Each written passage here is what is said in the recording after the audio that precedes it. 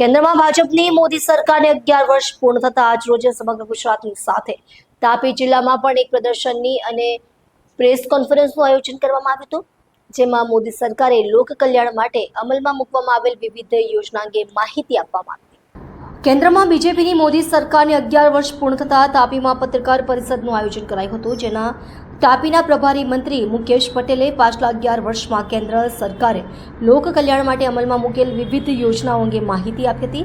આ વિવિધ યોજનાઓમાં તમામનું વર્ણન કરવામાં આવે તો કદાચ આખો દિવસ પણ ઓછો પડે, પરંતુ એમાં જનધન યોજના, ઉજ્જવલા યોજના, સ્ટાર્ટઅપ યોજના, કિસાન સન્માન નિધિ યોજના, નમો લક્ષ્મી નમો સરસ્વતી યોજના દ્વારા વિદ્યાર્થી વિકાસ, ફ્રી શિપ કાર્ડ દ્વારા આદિવાસી વિદ્યાર્થીઓને ઉચ્ચ શિક્ષણ, કોરોના જેવી મહામારીમાં ત્યારથી લઈને આજ સુધી લોકોને મફતમાં અનાજ યોજના, પહેલગામમાં થયેલા આતંકવાદી હુમલા બાદ ઓપરેશન સિંદૂર દ્વારા પાકિસ્તાનને એના ઘરમાં ઘૂસીને મારવામાં આવ્યો, તે પણ દેશ અને સરકારને એક ઉપલબ્ધિ ગણાય।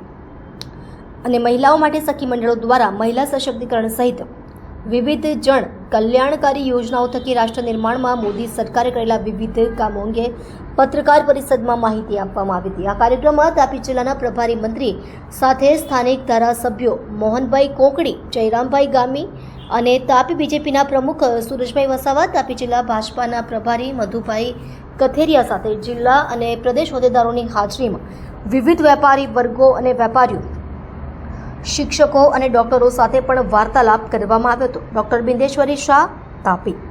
મોદી શાસનના 11 વર્ષ સમગ્ર દેશની અંદર પૂરા થયા છે। આપણે સૌ જાણીએ છીએ કે 26મી 2014ના રોજ મોદી સાહેબે વડાપ્રધાન તરીકેના શપથ લીધા।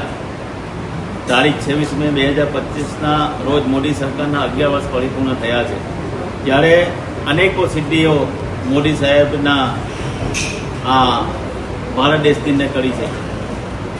આ સિદ્ધિઓ પ્રેસ કોન્ફરન્સમાં પૂરેપૂરી વર્ણવી શકાય એટલી એનાથી પણ વધારે સિદ્ધિઓ આજે મોદી સાહેબે કરી છે। આજે જોયું છે કે મોદી સાહેબે જનધનથી શરૂઆત કરેલી યોજના અને સ્વચ્છ ભારતનું જે નિર્માણનું જે સપના હતું, એ સપનું આજે મોદી સાહેબે પૂરું કર્યું છે।